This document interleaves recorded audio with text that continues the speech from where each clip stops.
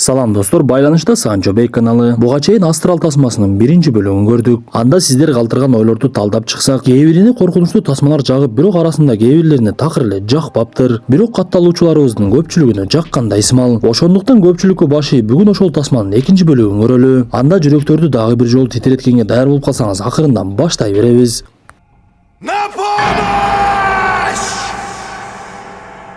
Достор, калың элде Москва бир күндө курулган эмес деген сөз бар экен. Сыягы ошол мезгилде эле Москвада короочулар жетишпей, сырттан барган мигранттарга муктаж экендигин өздөрү да түшүнүшкөн окшойт. Андыктан биздин көрүүчүлөрдүн арасынан дагы Москвага короочу болуп иштегени барып калган болсоңуз, документтердин баардык түрү боюнча Иса мырзага кайрылсаңыз болот. Москвада керек болгон документтердин баардык түрлөрүн, документтердин арасынан эң эле татаал деп эсептелген регистрация маселеңизди дагы чечип бере алат. Андыктан жасатаардын алдында коңгуроо кылып, өзүңүзгө керектүү суроолордун баардыгын берип, шарттары жөнүндө түшүнүп алсаңыз болот. Ошондуктан калем дептериңизди алып, шашпай отуруп байланыш сандарын жазып алыңыз. +7 901 547 86 17.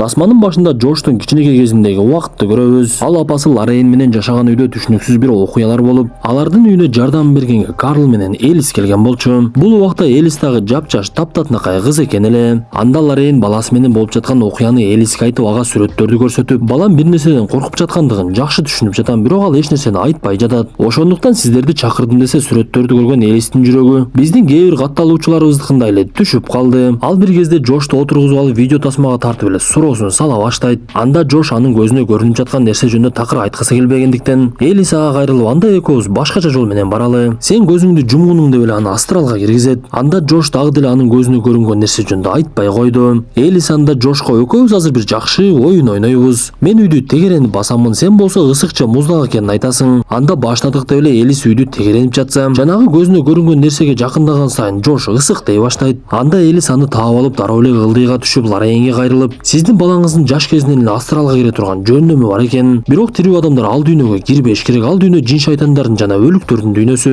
Балаңыз бул нерсени түш деп ал жака кире бергендиктен өлүктөрдүн бири аны байкап калып, эми Джордждун денесине киргиси келип жатыр деген жерден эле кадр бүтүп калат. Биз билгендей тасманын биринчи бөлүгүндө Элис өлүп калган болчу. Анда бул окуя боюнча Рене тергөөчүлөрдүн бирине сурак берип жаткан. Ал окуянын башынан бардык нерсени төкпөй чачпай айтып берсе, тергөөчү анын бир дагы сөзүнө ишенбей, балким Элисти сиздин күйөөңүз өлтүргөндүр. Анын мойнунда адамдын колунун изи бар экен. Анан дагы фотоаппаратта кемпирдин сүрөтү бар экен. Бул ким десе, Рене, мен аны тааныбаймын. Ал өлгөн адамдардын бирөөсүнүн арбагы болушу мүмкүн. Мен сизге чындыкты айтып жатам, менин күйөөм адам өлтүргүчү эмесе. Тергөөчү анын сөздөрүнө такыр ишенгиси келбей, сиз жин шайтандар жана арбактар деп кайдагы жомокторду айтып жатасыз. Эми кантсе да азырынча далилибиз жок деп аны кой берип жиберет. Бул убакта каармандарыбыздын үйүндө тартип сактоочулар изилдөө ишин жүргүзүп жаткандыктан, алар Джордждун апасы Лоррейндин үйүнө келип убактылуу жашап калышат. Бирок эмнегедир Рененин көңүлү дагы деле тынчыбай. Ал жердеги турган пианинаны бирөө ойноп аткандай болуп, анан дагы кичинекей кызына бирөө тийишип аткандай ал кечке эле ыйлай берди. Ал бул тууралуу Джорджко айтса, Джордж аны сооротуп, биз эми балабызды куткардык го. Өткөн иш өттү да кетти. Эми мындан ары бактылуу жашайлычы. Сен балким мурдагы корккон нерсеңен таасир алып жаткандырсың, бардык нерсени унут деп коет. Биз мындан соң кайтыш болгон Элистин жардамчысы Спекс менен Такерди көрөбүз. Алар Элистин үйүнө келип, анын өлүп калганына кайгырып сүйлөшүп жатышса, жертөлөгө түшө турган эшиги өзүнчө эле ачыла баштайт. Алар ал жакка түшүп, Элистин жумушуна тиешелүү аябай көп буюмдарды көрүшүп, анан да видео кассеталарды жыйнап жатып, ал жердеги Джордждун кичинекей кезиндеги тартылган тасманы таап алышты. Алар тасманы көрүп жатып, Джордждун көзгө көрүнбөгөн бирөө менен сүйлөшүп жатканын байкап калышат. Биз бул убакта кайрадан Лоррейндин үйүнө өтөбүз. Анда түн бир убакта ойгонуп кеткен Лоррейн неберелеринин кабар алып коеюн деп Долтонго кирсе, Долтон чоң энесине сиздин артыңызда бирөө турат. Аны караңыз десе, Лоррейн эки жактагы эле эч кимди таппай койду. Бирок ал үйдүн башка жактарын текшерип жатып, бөлмөнүн бирөөсүнөн ак кийимчен бирөөнү байкап калды. Бир кезде жанагы ак көйнөкчөнүн жанына барайын десе эле, баласы Джордж ал жерден чыгып калат. Ал апасына кайрылып, биз бул нерсенин бардыгынан өттүк эле го. Сиз эми көзүмө көрүнүп жатат деп дагы баштадыңызбы? Менин үй бүлөмдү коркутуп жатасыз деп эле ал жерден жини келип кетип калды. Эртеси болсо Долтон апасына түшүндөгү болгон нерсенин бардыгын айтып берет. Ал түшүмдө мага чоң энем келди, бирок анын артында түшүнүксүз бирөө турган. Анан дагы мен түшүмдө атамды көрдүм. Ал өзүнчө эле бирөө менен сүйлөшүп, сен бул жерден кет деп жаткан. Мен анын үндөрүн так эле уктум деп айтып берет. Биз байкагандай чындап эле Джордж аябай өзгөрүп, сыягы жин шайтандар ага дагы кирип алган окшойт. Түндөгү болгон окуядан кийин Лорейн дароо эле Элистин үйүнө барып Спекс менен Такерге жолугат. Лорейн аларга кайрылып, буга чейин биздин кылган аракеттен майнак чыкпаптыр. Анткени мен түнү дагы деле жанагыларды көрүп жатамын. Силер мага жардам бергилечи десе, алар Лорейнге жүрүңүз, биз сизге бир нерсени көрсөтөбүз деп айтат. Көрсө алар буга чейин Джоштун жаш бала кезиндеги видео тасманы тазалап көрүшсө, ал жерде Джоштун азыркы кездеги элеси жүрүптүр. Бул убакта үйүндө жүргөн Ренеге тергөөчү коңгуроо кылып, биз Элистин мойнундагы адамдын колун аныктадык. Ал издер сиздин күйөөңүзгө эч кандай тиешеси жок экен десе, Рене кубанып эле олтуруп калган кезде адаттагыдай эле түшүнүксүз үндөр пайда болуп, буюмдар кыймылдай баштайт. Ал меймандар олтурган бөлмөгө кирсе, ал жердеги жанагы ак көйнөкчөн олтуруп, бир кезде ордунан туруп кетет дагы Рененин кызы ыйлай баштады. Анда Элис кызынын бөлмөсүнө чуркап барса, ал жакта да түшүнүксүз үндөр пайда болуп, кызы жок болуп кетип, ылдый жактан үн чыккандан ылдый жакка түшсө эле жанагы ак көйнөкчөн пайда болуп эле аны жаагынан ары бир чапты. Бул убакта Лорейн менен эки каарманыбыз Элистин жоктугунан тасманын башындагы Карлды чакырышат. Арадан көп жыл өткөндүктөн ал дагы аябай эле каарып калыптыр. Анда каармандарыбыз андан суранып, биз көп суроолорубузга жооп ала албай жатабыз. Сиз арбактар менен байланыша аласыз го? Элис менен байланышыңыз сезсе, Карл өзүнүн тамгалар жазылган кубиктерин алып чыгып, макул, мен аракетимди кылып көрөйүн, бирок бул нерсе ишке ашат деп кепилдигимди бере албаймын деп эле баштап жиберет. Ал бир кезде кубиктерин ырытканча Элистин атын айтып, сен бул жерде озоң белги бер десе, ал жердин жарыктары өчүп, Карл суроо салып кубиктерди ырыткан сайын Элистин арбагы жооп бере баштайт. Ал кубиктердеги жазууларда мени аял өлтүрдү, анын максаты өлтүрүш. Ал ооруканада жашайт деп эле бир оорукананын дареги жазылып калат. Көрсө, дареги жазылган ооруканада бир кездерде Лорейн иштеп жүргөн экен. Бул убакта эс ооп калган Рененин жанына анын күйөөсү Жош келип, анын жыгылып эс ооп жатканда башын деле оорутпай көтөрүп барып эле диванга жаткырып коет. Бул убакта төрт каарманыбыз Элис белги кылып берген ооруканага барышкан. Анда коркунучтуу тасманы биротоло коркунучтуу кылып алып оорукана иштен чыгып, буюмдары чачылып бузулган акыбалда экен. Анда бөлмөлөрдүн бирине келгенде Карл бизди ушул жака Элис жөнөттү деп айтат. Лорейн бир кезде бул ооруканада иштеп жүргөндүктөн ал бөлмөнү дароо эле таанып, бул бөлмөдө Крей Паркер деген адам жатчу. Ал өзүнүн түшүнүксүз кылган кыймылдарынан ооруканага түшүп калып, бирде ооруканага Жош менен келсе, мага дагы асылып жиберген. Эртеси ал оорусунан айыгып эле экөөбүз лифтте чогуу жолугуп калып, мен андан соң медайымдан ошол Паркер Крей оорубай калдыбы деп сурасам, ал кеше эле өлүп калган деп айткан. Демек биз анын үйүнүн дарегин табышыбыз керек окшойт деп эле оорукананын архивинен үйүнүн дарегин таап алып, ошол жакка жөнөп калса, биз мындан соң Жошту көрөбүз. Ал ваннага кирип алып эле Валак деген бирөөгө кайрылып, аны менен сүйлөшүп, мен бул нерсени кылбай эле коеюнчу десе, ага түшүнүксүз үндөр чыгып, сен алардын бардыгын өлтүрүшүң керек, антпесең өзүң өлүп калышың мүмкүн десе, Жоштун түсү аябай эле өзгөрүп кетти.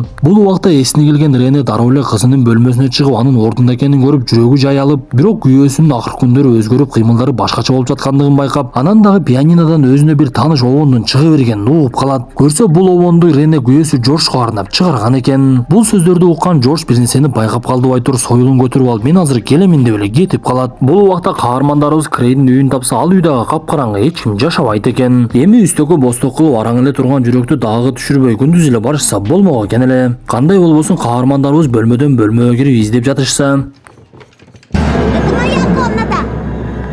ал жерде бир кичинекей кыз пайда болуп Спекс менен Такерге, эгер ал силерди көрүп калса, мени силерди өлтүр деп буйруйт десе, эки каарманыбыз ал жерден качканга шашылышты. Бул убакта ал жерде үйдү кыдырып жүргөн Лорейн сүрөттөрдүн биринен буга чейин көргөн ак көйнөкчөндү көрүп калат. Бир кезде ал жердеги люстра түшүп кетсе, Карл дароо бир нерсени сезип калып, кубиктерин ыргытып, мага жооп берчи, сен Элис эмес окшойсуң десе, жок деген жооп келет. Сыягы башка бирөөнүн арбагы аларды бул үйгө алып келип өлтүрөйүн деген окшойт. Бул убакта союлун кармап олтурган Жош, сен эмне Ренеге белги берейин деп жатасыңбы? Аракет кылбай эле кой, колуңдан эчтеке келбейт, сен эми караңгылыкта жашайсың деп ал жерден кетип калат. Биз ушул жерде түшүнгөндөй, чындап эле Джоштун денесине өзү кайтып келбей, башка бирөөнүн арбага кайтып келиптир. Бул убакта Крейдин үйүндө жүргөндөр ал жерден бир жашыруун бөлмөнү таап алышты.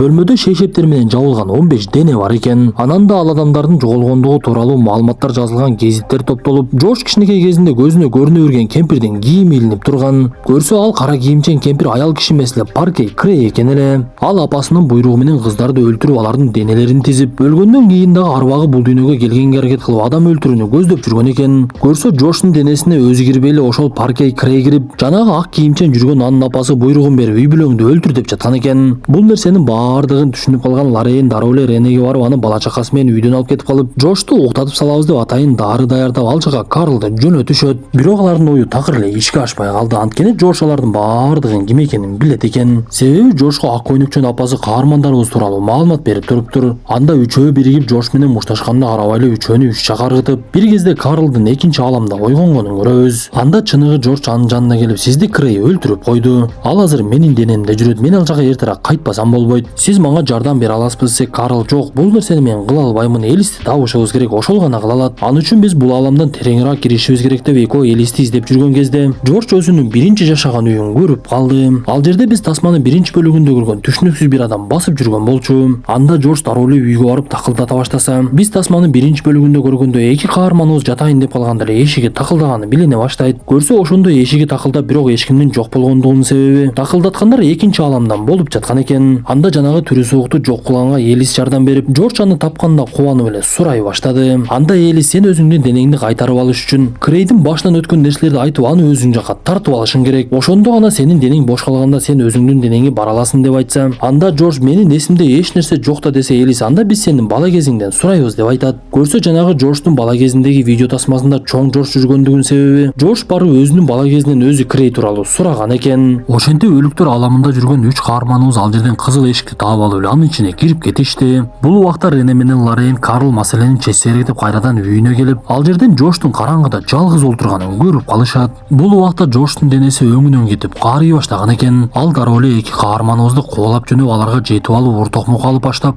Лорейнди бир бөлмөгө камайт дагы Ренени өлтүрүүгө киришип калды. Бул убакта үйгө Далтон менен Фостер дагы келип калган эле. Окуяны көрүп калган Далтон Сойл менен Джорджду жыга чаап, үчөө андан качып эле жертөлөөгө кирип Бекингемге жетишип калат. Бул убакта өлүктөр ааламында жүргөндөр жанагы эшиктен кирип Крейдин бала кезиндеги бөлмөсүн көрүшүп, анын кызга окшоп кийинип олтурганын көрүп калат. Көрсө ал кичинекей кезинде апасы өтө бир мыкаачылык менен мамиле кылып, анан дагы сенин атың Крей эмес, сен кыз болуп төрөлүшүң керек эле, сенин атың Мэрилин болуш керек деп эле уртокмук ала берет экен. Бир кезде ал карап турган каармандарыбызды көрүп калып эле кыйкырып экөөнү сыртка чыгарып жиберди. Ызычуу болуп жаткан жерде буга чейин эсин жоготкон Спекс ойгонуп, дароо эле Лорейнди бошотуп Ренени көздөп чуркашат. Анда Джордждун денесиндеги Крейдин аларга жакындап калганын байкаган Далтон апасына айтып, мен астралга кирейин, атамды ал жактан таап чыкпасам болбойт окшойт деп эле апасынын макул эмес болгонуна карап эле кирип кетет. Бөлмөдө жалгыз калган Джордж көптөгөн денелердин үстүнө ак шейшептер жабылып турганын көрөт. Бул убакта Крей жертөлөгө жетип алып, Рене балдарын коргоого аракет кылып, аны менен мушташа баштайт. Бирок Крей күчтүүлүк кылып, аны дароо эле уруп салып, жардамга келген Спексти деле токмоктоп салды. Биз бул убакта кайрадан экинчи ааламга өтүп, Элис ал жактан Крейдин кичинекей кезиндегисине жолугуп калат. Анда Элис Крейге, сен мага жардам бергениң, эшикти мага ачып берчи, мен дагы сага жардам берип апаңдан кутултам деп жатсам, ичкериде Джорджду Крейдин апасы муунтуп алып кыйнап жаткан эле. Бул убакта Крей дагы Долтонго кол салайын деп калган болчу. Анда Элис жанагы аялдын артынан келип, аны ошол жерде жыга чаап, жерге жатып калганда башына кайра-кайра эле ура баштайт. Ошентип ал аялдан дагы Крейден дагы кутулуп, Джордждун денеси дароо жерге жыгылып, Элис эки каарманыбызга, силер эми биринчи ааламга баргыла. Карл, сен дагы кетсең болот, анткени сен дагы толук өлө элек экенсиң. Жүрөгүң согуп жатканды сезип жатам деп экөөнү тең жөнөтүп жиберип, аларды жолдон Далтон таап алып эле кантип кетишти көрсөтүп, бул ааламга жетип келишет. Бирок Рене эмнегедир Джорджду көрүп дагы деле ишенбей жатты. Анда Джордж Ренеге, бул чындап эле менмин, пианинонун ойнолгону кулагыңа угулуп жатты го, ошондо мен атайын сага белги бергенге аракет кылып жатканмын. Бирок сен ал нерсени түшүнө албай койдуң десе, Рене ошондо гана ишенип, балейнин баардыгынан кутулуп эми гана тынчташууга келишти окшойт. Тасманын аягында Спекс менен Такер бөтөн эле бир үйгө келип, алардын көзүнө көрүнбөгөнү менен Элистин арбагы ар дайым алардын жанында жүргөнүн байкайбыз. Көрсө ал үйдө дагы бир оорулуу кыз бар экен эле. Анда Элис ал кыздын эмне үчүн ооруп жатканын көрүп жүрөгү түшүп, ошол мүнөттөрдө эле тасма аягына чыгып калат. Достор, тасма жакса мыкты белгисин басып, оюңуздарды калтыра кетиңиздер. Анда кийинки тасмадан жолугушканча ден соолукту жакшы карап, каналыбызда мыкты тасмаларды күтүүнү унутпаңыз.